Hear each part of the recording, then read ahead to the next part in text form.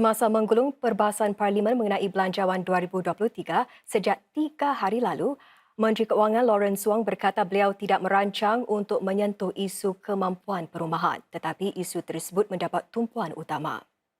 Memberi lebih keutamaan kepada keluarga dengan anak serta pasangan muda yang membeli rumah buat kali pertama. Itu menurut Menteri Keuangan adalah usaha yang sedang dilakukan sekarang untuk menguruskan permintaan bagi flat baru. Ia adalah sebahagian pendekatan pemerintah bagi menangani isu perumahan pada dasarnya. Ini melibatkan tindakan menambah bekalan flat baru dan bukan sekadar menurunkan harganya. Encik Wong berkata demikian bagi menjawab saranan beberapa anggota parlimen yang menyeru pemerintah menyemak semula dasar tentang nilai harga tanah yang didakwa menyebabkan harga melambung.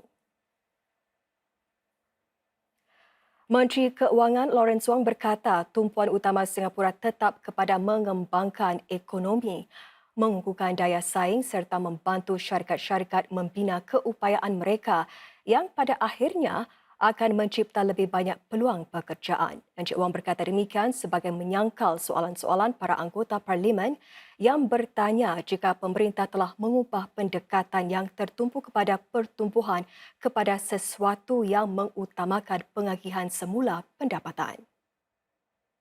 The main thrust of our support for SMEs is focused on helping those who are prepared to take steps themselves to restructure their businesses, raise their productivity, and venture into new markets and products. This is the only way for enterprises to survive and thrive on a sustained basis. Berkenaan gesaan pihak pembangkang agar disediakan insurans pengangguran, Encik Wong berkata langkah kehadapan adalah untuk memberikan bantuan bersasar bagi mendapatkan semula pekerjaan terutama bagi mereka berusia antara 40 hingga 50 tahun yang sukar mendapat kerja baru. Skim sebegini dapat melindungi para pekerja yang terjejas sedang mereka menjalani latihan semula dan mendapat pekerjaan baru yang lebih sesuai. Ini daripada sekadar mengambil pekerjaan pertama yang ditawarkan. Jumlah kadar kesuburan Singapura menjunam ke paras terendah iaitu 1.05 bagi tahun lalu. Menurut Menteri di Pejabat Perdana Menteri Indranee Rajah, kadar kesuburan keseluruhan negara sudah menurun sejak berdekad lamanya seperti masyarakat maju yang lain. This was partly due to the Tiger Year in the lunar calendar, which is generally associated with lower births among the Chinese. But beyond that, there are longer-term global societal trends at play which apply to us too. While the aspiration to marry and have children remains strong, more are postponing marriage and more are also postponing having children or having fewer children. Sebagai tindak balas, pemerintah tingkatkan usaha untuk menyokong pasangan baru.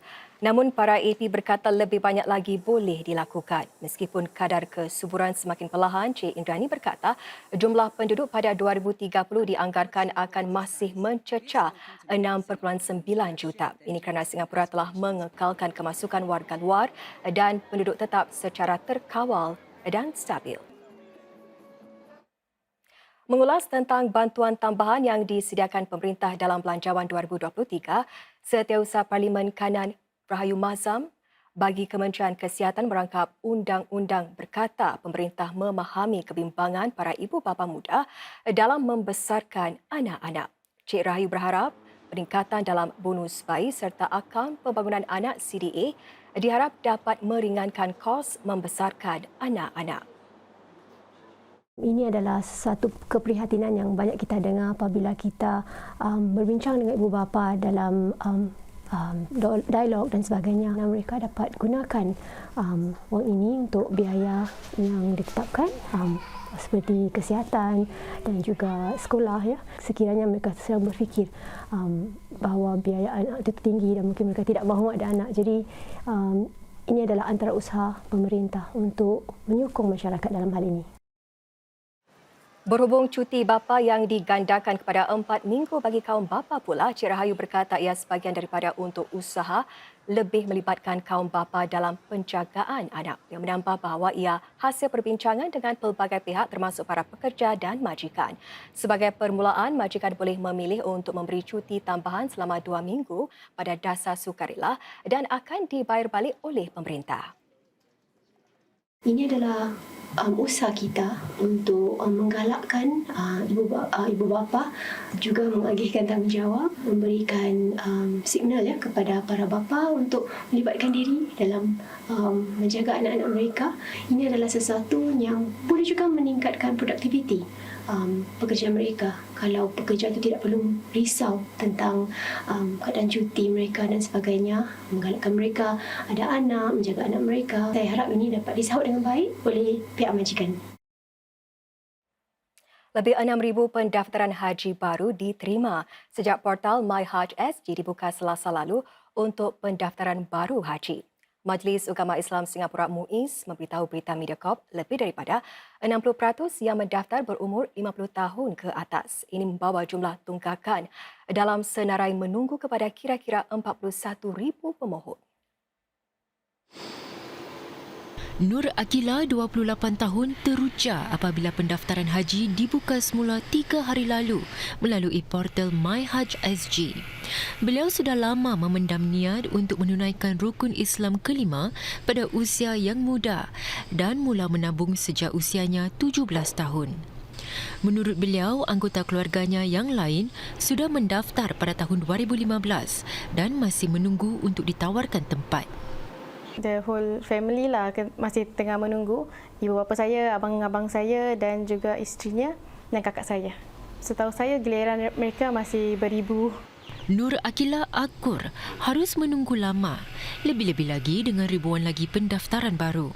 Namun beliau tetap menaruh harapan dapat menunaikan ibadah haji sebelum mencecah usia 40 tahun. Saya mendaftar pada usia muda sebab saya tahu saya akan tunggu lama dan saya kira balik. Setiap tahun kita cuma ada 900 jemaah saja kan yang pergi haji. Jadi kalau kita kirakan saya akan tunggu lagi 40 tahun lah. Which is quite long untuk tunggu, which by then saya dah 70 pun. Seorang lagi yang berhasrat mengerjakan haji di samping ibu bapa ialah Cik Aisyah Azhari yang mendaftar 3 tahun lalu. Saya mendaftar bersama ibu bapa yang sudah lanjut usia. Jadi saya rasa sedikit khawatir bahawa jikalau dapat giliran, mungkin ibu bapa saya tidak sihat atau tak berkesempatan untuk pergi ke haji. Saya anggarkan mungkin dalam 30 tahun baru dapat giliran untuk pergi. Jadi mungkin pada waktu itu saya sendiri tidak sihat atau kuat seperti sekarang. Beliau sangat berharap dapat pergi bersama kedua-dua orang tuanya ketika masih sihat. Maka itu, Cik Nur Akila dan Cik Aisyah berharap Kota Haji Singapura dapat ditambah. MUIS memberitahu berita Mediacorp ia akan terus bekerjasama dengan Kerajaan Arab Saudi untuk mendapatkan tempat haji tambahan untuk mengatasi baki pemohon haji yang tertunggak. Remaja lelaki yang dituduh membunuh rakan sekolahnya di Sekolah Tinggi River Valley RVHS pada 2021 dipindah tuduhan ke atasnya kepada menyebabkan kematian dengan niat. Ini menyusuli penilaian para doktor di Institut Kesihatan Mental yang mendapati tertuduh mengalami kemurungan klinikal semasa kejadian berlaku. Tertuduh yang kini 18 tahun kembali ke mahkamah menerusi persidangan video dari tempat dia ditahan. Mahkamah diingatkan peguam bela tentang larangan mendedahkan identiti, gambar atau apapun perkara yang boleh membuat tertuduh dikenali. Persidangan itu berjalan sekitar 5 minit. Menurut kertas pertuduhan, dia telah menyebabkan kematian seorang pelajar lelaki 13 tahun di dalam tandas Sekolah Tinggi River Valley. Tertuduh berusia 16 tahun ketika didakwa menetak kepala, leher dan tubuh mangsa dengan sebilah kapak pada Julai 2021. Dia berbuat demikian dengan niat untuk menyebabkan kematian mangsa. Jika disabit kesalahan, dia boleh dijatuhi hukuman penjara seumur hidup serta dirotan atau dihukum penjara sehingga 20 tahun dan didenda atau disebat. Kes tersebut telah ditangguhkan kepada April.